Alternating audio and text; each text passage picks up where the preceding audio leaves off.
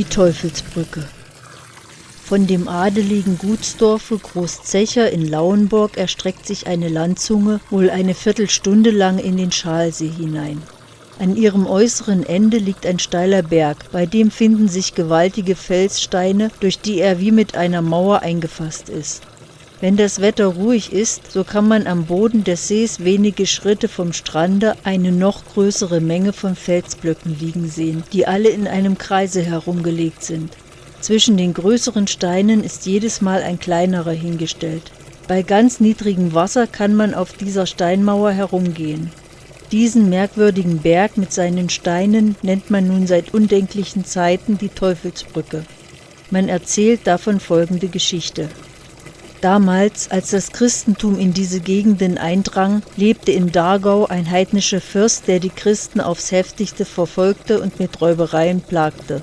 Aber oft war ihm bei seinen Streifereien der See im Wege, weil er durch ihn zu weiten Umwegen gezwungen ward, um den Pilgern und Reisenden, die nach den Kapellen von Kleinzecher und Marienstede und nach dem Zarrentinerkloster wallfahrteten, beizukommen.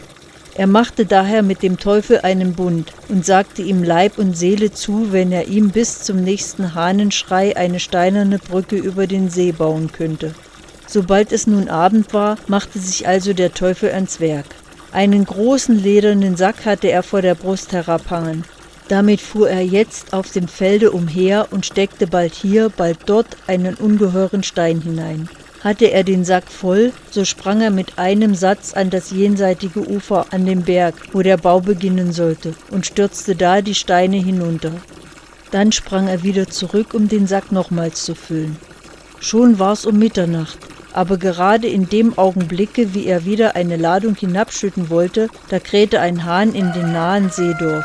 Wütend warf er die Steine ans Ufer, sprang in einem Satze nach Seedorf hinüber, ergriff den Hahn und schmiss ihn gegen einen Steinblock, dass das Blut hierhin und dorthin spritzte.